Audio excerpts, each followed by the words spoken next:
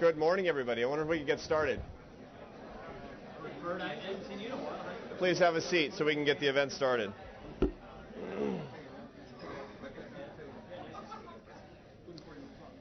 Good morning. Thank you all for coming. I'm Arthur Brooks, President of the American Enterprise Institute, and I'm delighted to welcome you to this lecture entitled The Battle Plan, a Roadmap for America's Future, delivered by Congressman Paul Ryan. It's my great pleasure to have Congressman Ryan here with us at AEI today. His intellect, his political savvy, his deep interest in domestic issues, and his commitment to the principles of free enterprise have distinguished him from many politicians of our time and made him a nationally recognized leader in the battle to protect American values. Many of you are familiar with his roadmap for America's future, which has been rightfully, in my view, praised as a serious and comprehensive approach to many of our nation's biggest problems. He has a detailed knowledge about many of the things that we work on here at AEI, and I've remarked to many of my colleagues that he is one of the only politicians I've met who would fit right in day to day here at AEI, and I mean that as a compliment.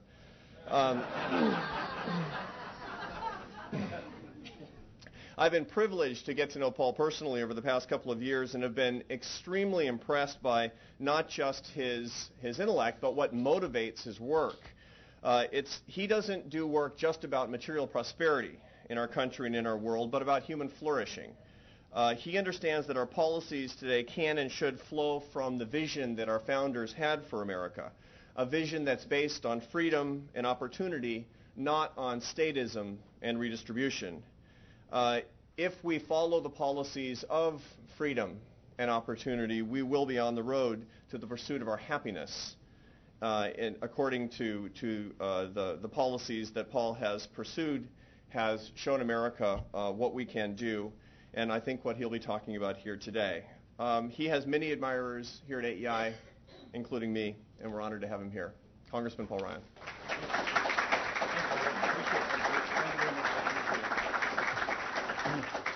Well, good morning, everybody. I appreciate, Arthur, your warm welcome. I've been in this room many, many times. This is the first time I've not gotten a free meal, though, so get you next time. I appreciate the invitation to speak here at AEI this morning. It's one of a small number of places in the city where the principles of freedom always receive a warm welcome. It was Abraham Lincoln who expounded America to Americans. This nation, Lincoln explained, drew its very meaning from its foundation on the principles of liberty and equality, self-government and equal opportunity. These principles belong to all human beings by their nature, but no nation before the U.S. ever actually based its government on these principles. Americans would be tested repeatedly. Could a nation under limited government, founded on equal freedom, survive and prosper after all the trials time would reveal? Would history vindicate our founding fathers' faith that the unchanging laws of nature and nature's God, however self-evident that truth may be, could form the rock-solid ground for this flourishing society, this exceptional country? Americans throughout our history have answered this question forcefully and have passed that test every time. From the first realignment election of 1800 and the Civil War, through 2 world wars, through the Cold War, and periods of economic unrest. But America can fail this test only once. Should that ever happen, the world's noblest experiment in human freedom will come to an end, for mankind and perhaps forever. The bar for constitutional self-government is a very high bar. Government by consent is government in freedom, yet it demands more from citizens in moral principle and love of country, in political understanding and civic compassion than any other type of government. Most of the time, America is not under the consequential test of survival. On the contrary, because of the peace and prosperity which our system, rooted in political and economic freedom, makes possible, Democrats, Republicans, and independents normally share these goals. The bedrock principles of natural rights, equal opportunity, free enterprise, limited government, and private property are usually not an issue. They're even taken for granted. We debate the means, not the ends. AEI's president, Arthur Brooks, in his new book, provocatively titled The Battle, says that this is not such a time in America. I could not agree with Arthur more. As I elaborate on my views on today's crisis, you're going to see that I've benefited from this new book, and I urge everybody in this room to read it. For we live in a time when the ends of American government are very, very much at issue. The current crisis appears at once in the explosion of out-of-control government spending, which is about to overwhelm not just the public sector, but the private economy and the social well-being of our land. The debt threat alone is enough for a high-stakes debate on the role of government. The looming implosion of our current entitlement programs requires this nation to strengthen our safety net to help avert a debt crisis. But beyond this fiscal challenge, there is a deeper cause for concern. We are clearly being drawn into a political crisis by the impassioned zeal of today's elected leaders. Yes, our Democratic leaders in Congress and the White House. It has appeared that they have convinced themselves that America's history is dubious and that our foundations are inadequate. America's house was founded on a sandpile, the narrative goes. Our aspirations for wealth and influence are illusionary, superficial, and unambitious. When the economic and financial crisis hit in 2008, the house was blown away. Therefore, America must abandon its original foundations and build on what the President has again and again called a new foundation, on the basis of, again, using his words, 5 pillars. The first pillar is new layers of bureaucracies, dictates, and regulations on investment. Second, more government spending and control on training our workforce. Third, more government spending and control on energy and technology. Fourth, more government spending and control on health care. Fifth, a mix of tax hikes and budget savings at some unspecified future date to reduce debt. I have great respect for President Obama, who surely believes his progressivist agenda is best for the American people. But America's well-being rests on America's timeless truths, and it can't be secured by abandoning our principles. This new foundation rests on ideas like the following: bureaucratic control over private enterprises' investment decisions, enormous government spending, forcing worker training into sectors favored by government rather than empowering individual workers to choose their training and pursue their own destinies, imposing upon the economy government's radical energy and environmental overreach, seizing control and management of our healthcare sector. These ideas, in my judgment, reflect not the foundations of America, but of a European socialism welfare state. How do we get into this crisis? The financial meltdown and the economic recession of 2007 and 2008 caused frightened citizens, believing that the Republican White House failed to prevent it, to turn to the other party. Our new president and congressional leaders at first said little about their ideological goals, but they wove a tale that blamed people's greed and ignorance for the recession. Government alone had the virtue to rescue the people from their own destiny and their own folly.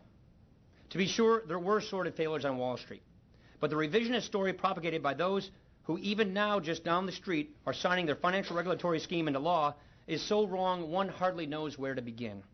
For one thing, whatever greed drove investors to trade in mortgage-backed securities and other similar financial instruments, for greed always does play its part, those securitization investments were evolved, packaged, and sold by so-called government-sponsored enterprises, principally Fannie Mae and Freddie Mac. The GSEs were heavily regulated by HUD and other agencies, and they were under very close congressional oversight. Congress itself compelled Fannie and Freddie to provide secondary mortgage market for uncreditworthy buyers. This meant that they would eventually have to cover subprime mortgages under the quotas targeted by HUD, and they would have to find a way to resell these risky mortgages to investors. Between 2001 and 2008, Fannie and Freddie had $5.4 trillion of exposure under the HUD targets, all of which taxpayers could be responsible for.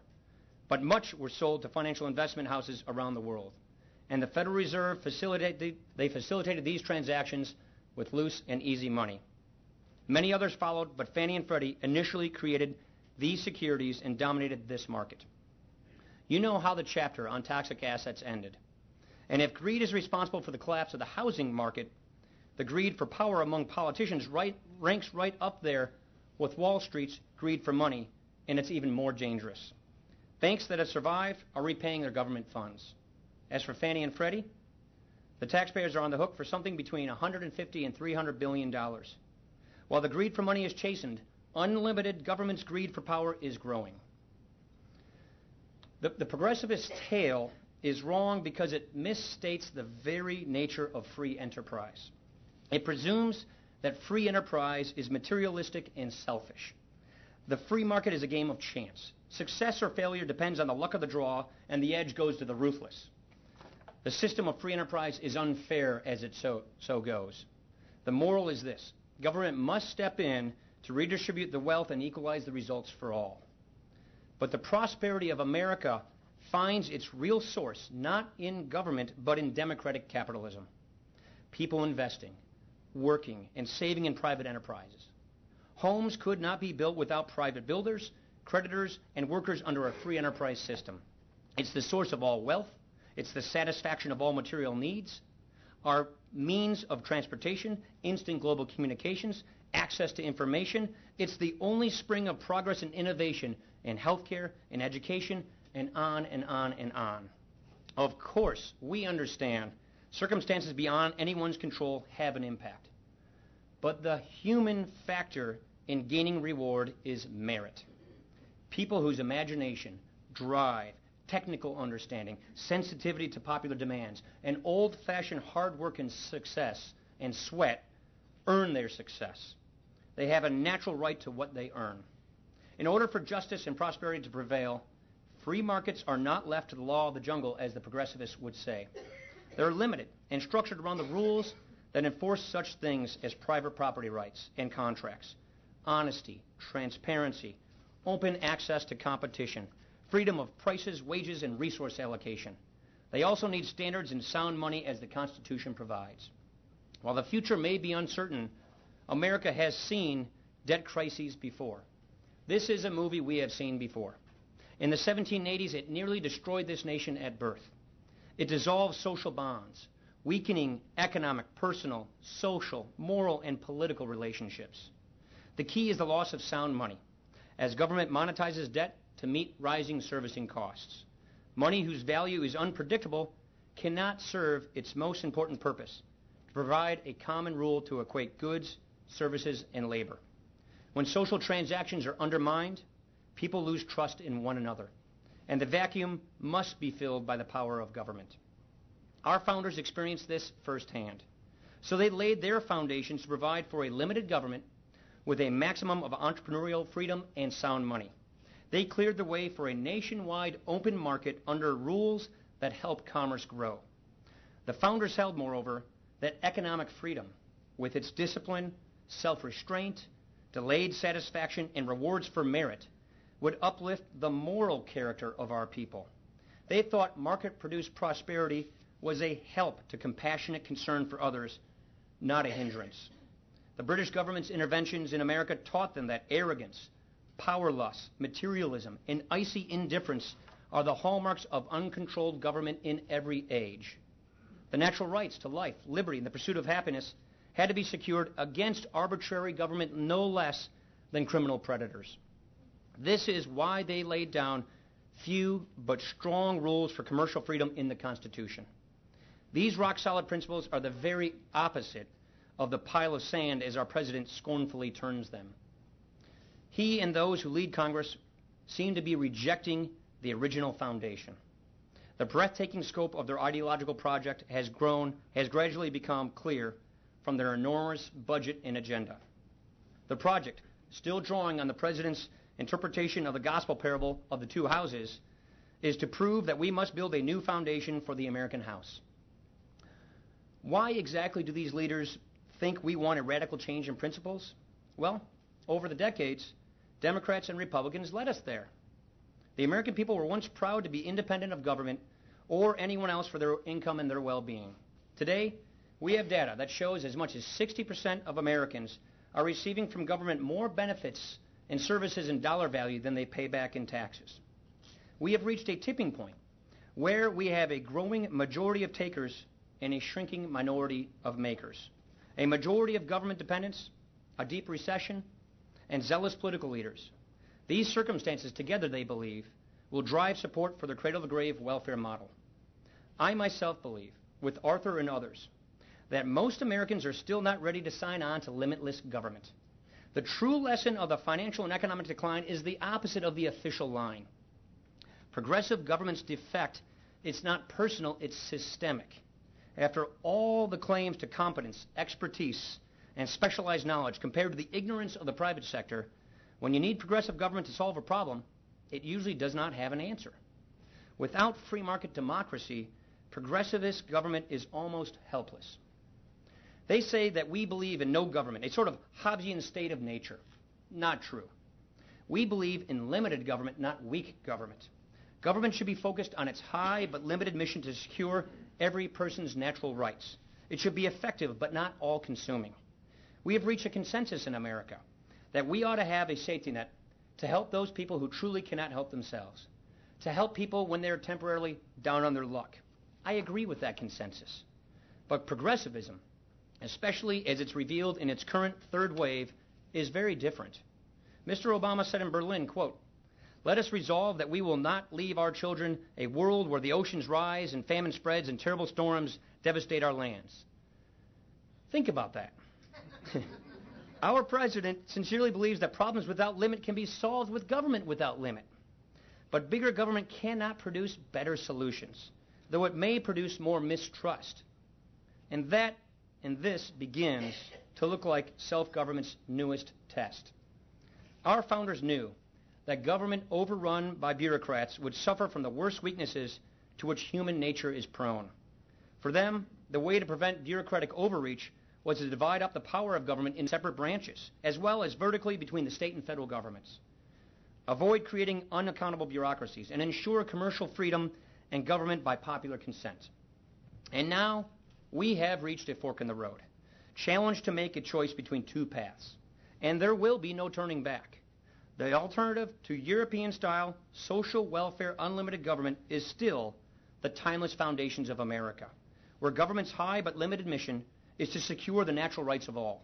In economics, our foundational principles are the basis of free markets, free enterprise, free labor, and competition. Striving for success and achievement, justice, trust. These are inherent elements in human happiness. I developed my battle plan, the Roadmap for America's Future, as a fresh approach, but guided by the foundational principles of private ownership, individual choice, consumer-driven markets, which Arthur proposes in his book. This isn't a plan for austerity and pain. It's a prudent, temperate, achievable, modest plan for prosperity that fulfills our commitment to the mission of retirement, health assistance, and other safety net programs. Let me just go through some of its major components. First of all, we cannot rest satisfied with permanently high unemployment. We need jobs in this economy. Americans must begin to create new businesses and jobs, and we can begin with pro-growth tax reform.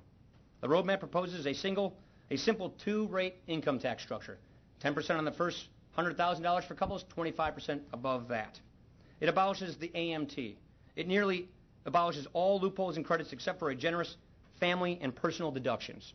Taxpayers can either file under the current tax code if they want to, or the simplified postcard type return. Our uncompetitive corporate income tax, second highest rate in the world, one of the leading causes of firms becoming foreign, would be replaced by a simple 8.5% business consumption tax. Border adjustability, immediate expensing. This roadmap creates incentives to foster job opportunities and economic growth, to make it easier and more incentivized for firms to do business here, to make things here, and export overseas, while sustaining the revenues we need to meet our priorities. Next, it's not possible to grow unless we act to reduce the mountain of debt from unfunded health and retirement entitlements. The roadmap is put forward during the last administration, during the Bush administration, and it was reintroduced this past year with fresh numbers before the president signed into law his massive health care overhaul. Going forward, this roadmap is predicated on its repeal and offers a complete consumer-driven replacement. The roadmap offers universal access to affordable, quality health care by reforming cost-pushing and discriminatory distortions in our tax code, along with transparency in price and quality, and upfront support for those with pre-existing conditions and chronic conditions. The roadmap tackles the scourge of health inflation with a true patient-centered alternative. Everyone over 54 remains in the current Medicare program. For those under 55, the roadmap plan offers future seniors with the resources they need to choose from a list of diverse Medicare-certified plans, just like the health coverage enjoyed by members of Congress and federal employees. The payment grows each year with more support for those with low incomes and those with higher health care costs. To meet Medicaid's obligations, the The roadmap reform provides low-income individuals with the financial resources they need to buy their own health insurance coverage like everybody else in the private market.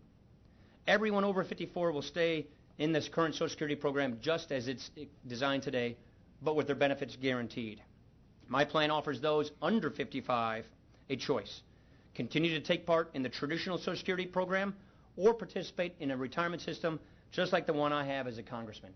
You can invest a third of your payroll taxes in a guaranteed low-risk account that you own, that's part of your property, that is managed by the Social Security Administration, just like the TSP is for federal employees, not a stockbroker or a private investment firm. Beyond roadmap reforms, we also need to talk seriously in this country about the need to create a modern system of sound money to carry certain value into an uncertain future. Trust in government begins with the guarantee of money's value. Our government is forfeiting on that trust, and a society without trust cannot long remain free. My roadmap is my attempt to offer America a choice, an alternative to progressivists' dreary path toward welfare statism. It shows using CBO analysis that it is not too late for America to choose a path true to its founding ideas. We can still be that exceptional nation. Acting soon, we can still have an opportunity society with a safety net where government protects our rights so we can maximize our potential. Should we fail to meet this challenge in time, we will remain on our current path, and the outcome will be austerity, not prosperity, managed decline instead of economic growth. Some say I've created a political liability for my party. They'll use this against our candidates in the next election, or so the thinking goes. Americans expect to be talked to like adults, not children. They know our system is breaking, and they are hungry for ideas and answers. In order to save these programs, you have to reform these programs. To progressives who don't agree with this plan, all I have to say is come up with a better one. Does it not look like hypocrisy to say you want to have a safety net to help those in need and take no action to stop it from shredding apart? To frighten beneficiaries about our plan and then cause the worst of their fears to materialize by doing nothing? Harvard political scientist Harvey Mansfield once quipped that the progressive entitlement programs are progressive only in their uncontrolled cost. Today, even the most progressive politicians and bureaucrats in Washington can't honestly make the numbers add up. We saw this during the health care debate. And if they can't do it even now before they have transformed this nation into a European-style social welfare state, how on earth will they do it afterwards? Portugal, Italy, Greece, Spain, France, England, and all other social welfare societies are reeling out of control from their government's debt. They're imposing harsh and austere remedies to avoid bankruptcy. And our leaders want to take us there? Look, either we reclaim the American idea, an entrepreneurial economy where you make the most of your life and tap your potential, where we reinvigorate the principles of liberty, freedom, free enterprise, and insist on the morality of freedom, or we abandon the founding principles and we embrace the soft despotism of the cradle-to-grave welfare state, where we end up draining people of their incentive and their will to make the most of their lives and make them completely dependent on the government for their livelihoods. Today's leaders seem to think government is never big enough. So let us ask ourselves honestly and sincerely, do we want an entrepreneurial society that brings back prosperity to the 21st century, where individual merit and entrepreneurial activity define the American economy? Or are we going to have more and more people dependent on the government for their livelihoods? That's the fork in the road that we are quickly approaching. We were brought to this place by the current direction of our government and by the debt crisis from the coming entitlement explosion. We've got to make a decision in 2010 and in 2012 of what kind of country we want to be in the 21st century. Arthur's book talks about a new culture war, initiated by the progressivist elite, but there's something in it that we ought to be thankful for. Our current leaders with this ideological agenda have completely awakened America. They have reminded of us of what we ought to be grateful for in this country. We relish the opportunity to take back America's heritage of freedom. And here is my final point. The case for our founding principles and for free market democracy has always been based on a moral proposition: the equal dignity of every person, the capacity to control and guide our own lives and to grow in self-responsibility to our families, to our country, to our maker. Progressivist plans for a social welfare state are rooted in materialism. They misunderstand human happiness and suppose that it can be purchased with redistributed dollars. We seek fulfillment in achievement and work, or earned success. Our flourishing in self-government under a limited constitution. Those who wish to replace those principles that made America exceptional have posed their challenge on several fronts at once: economic, social, international, even philosophical. All are interconnected because the moral foundation that supports freedom in one area supports freedom in all. This is a mighty trial over the very meaning and dignity of the human person. Now, in the political domain, the issue basically comes down to this: is government to be master or servant? My message is very sober, but my confidence in America is boundless. Once Americans understand that this is the great question of our day, they will, as always, take their stand upon the rock and the foundation of our freedom. Thank you very much.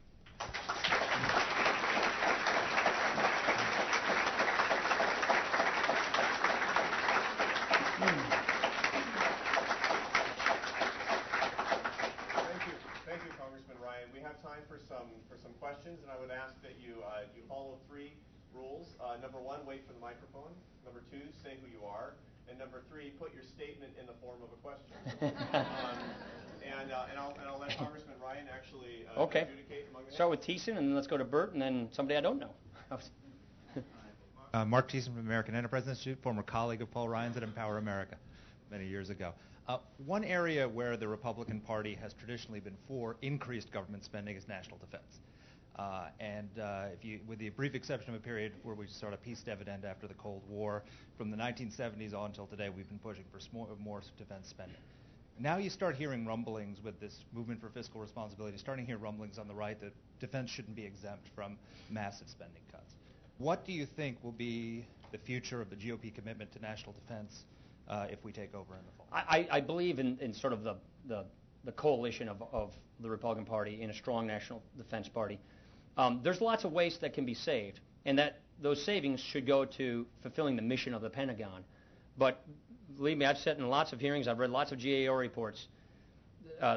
If you give any agency that much money, there's going to be waste. There's a procurement problem. There's an operation and maintenance problem. So I can go on and on about ways in which we can save money, not to hollow out our defenses, not to reduce the fulfillment of our missions, but to make them better and more secure.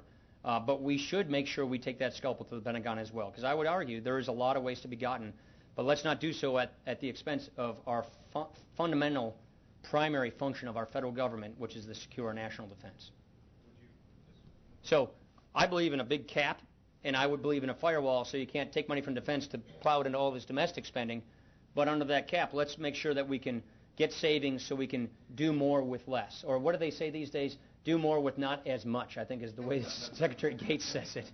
Get one follow-up, or but the question is, would we? Of course, there's waste, and we need to get rid of it, and as you say, put it back towards the mission of the. But should there be net increases or net cuts in defense spending? I would say, looking at the baseline, you have to have net increases. You can't fulfill the missions we have, give the soldiers, sailors, airmen, Marines what they need to do their jobs without a net increase. That's just a baseline reality. Bert, and then the lady over here. Bert Ely. Paul, thank you very much for being here today. Just a brief comment and a question. I am so fed up with the use of the word progressives by the so-called progressives that I refer to them as the regressives. I think we need to change the terminology of this debate. My question relates to the so-called moderate wing of the Republican Party, of which I am not a member. That is the moderate wing. I never confuse you for one person. Thank you. I appreciate that. But though the thing that concerns me is the spending that will take place that is pushed by the moderates, and I frankly think this was a problem in the previous administration. And so, my question for you is this: what can folks like yourself within the Republican Party, within Congress, do to constrain the spending impulses of the more moderate Republican element within Congress? It's a new time. First of all, if we want to be clear with the American people, we have to acknowledge we didn't do it right when we had the majority the last time. That just goes without saying, but it has to be said.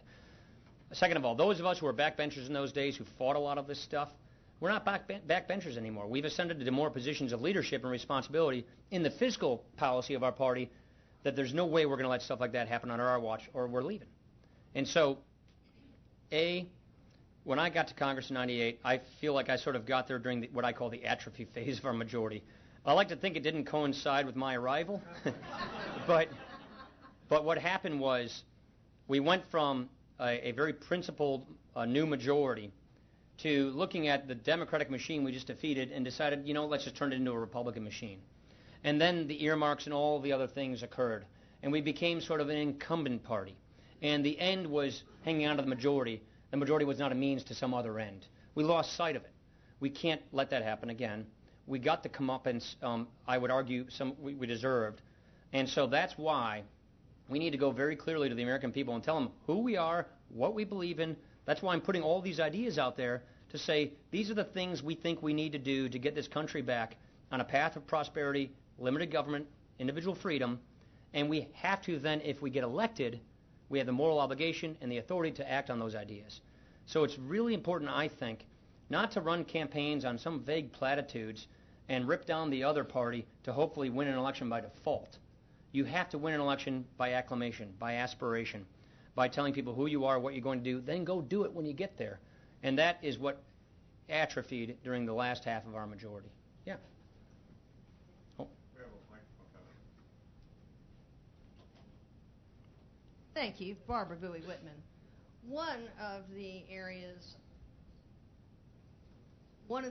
that was important to our breaking with the mother country was on the right for competing in free enterprise internationally. Free trade is something that has been ignored a lot lately and certainly stifled by current dynamics in the executive and legislative branches. But I'd like to have you address a little bit about how much of a stance toward being freer in our international trade we can take on while we're trying to accomplish everything you've recommended. What concerns me is that today it's easy to pass in Congress an extension of a preference program that lets other folks sell cheaply here. Yeah, sure. But it's very difficult to level the playing field no matter how well our negotiators have done to set up agreements that would let us get better markets. Well, look, take Colombia, for example. We already give them unfettered access to our markets. This agreement gives us unfettered access to their markets. I mean, it's kind of a no-brainer, but because of various political constituencies, this thing has been dormant for years. It's bad foreign policy. It's offensive to our allies, one of the best allies we have in the region.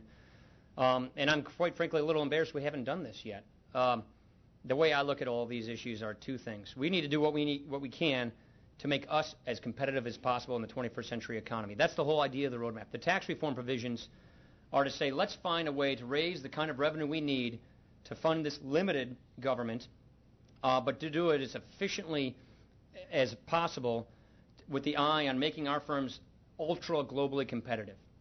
And the problem we have with the current mindset that dominates tax policy, with the tax waves that come in 2011 and 2013, is we're going to be taxing our employers more than our competitors tax theirs.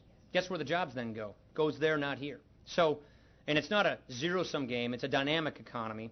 But the point is, capital is so much more mobile than it ever used to be. 95% of the world's consumers are in other countries.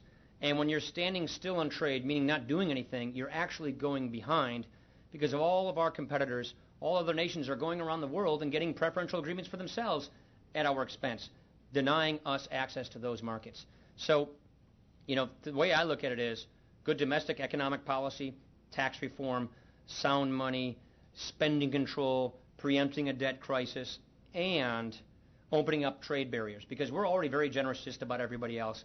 We can get agreements that insist upon equal generosity by virtue of the trade agreements we've had sitting on the desk in Congress for a long time, and I think those should be passed. I actually think we'll probably get a chance to pass those. I don't know when, but in the next year or so. Well, as the lead negotiator for the State Department in the agreement you mentioned and in one of the other two, I couldn't agree more. It's just that there are some who have been advocating that we shy away as Republicans from advocacy of free trade because of all the other things on our plate right now. I haven't heard that from many Republicans in Congress. Good. Yeah. Can we take one more, and then after we How about do right that, there? would you please remain seated while the congressman leaves? Thanks. Bob Patterson with the Howard Center out in Rockford, Illinois. Congressman, I just have one question about your roadmap. I like all your itemized points.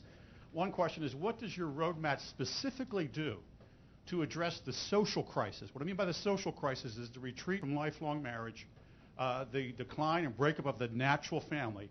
As many observers believe, the social crisis is really the root of both the economic and political crisis of our times. So what specifically does your roadmap do to address this pending social crisis? Because if we don't turn the social situation around, all the great tax reform and health reform isn't going to do anything for the American experiment. A couple things I'd say. First of all, if you ask me what the biggest problem in America today is, I would tell you it's moral relativism. Now, as a congressman, I'm not going to fix that, but clearly we can do harm to this, you know. But we can do harm to this. And so the roadmap is designed to be an economic and a fiscal document. It's not supposed to be a remake of the entire federal policy structure. It doesn't have a foreign policy component other than, you know, trade and economic policy. So it's not designed to go into all of these other areas. But what I would simply say is the more you put people onto dependency of the state, the more social pathologies that follow. Turn on the TV, look at Western Europe. Look at the chronically high double-digit unemployment. Look at the lower standard of living. Look at the relativism. Look at the social pathologies that follow these Western European social welfare democracies. And so we see where we're going with these kinds of economic policies and the social pathologies and the cultural crisis that follow. So I would argue a huge contributor to fixing that is to get this economic situation under control, is to make sure that we don't move toward a nation of takers versus makers, but we give people a system that encourages them to go out and make the most of their lives, to tap their potential, to fulfill their self-responsibility to them, their families, and their maker. So I would argue that this is, you could argue that this is a social effort as well, because what it does is it re-embraces the principle of the dignity of the individual person and not the vice versa, which is really the ultimate goal of the progressivist social welfare state. Wonderful cultural note to end on. Please join me in thanking Congressman Paul. Thank you very much. Appreciate it.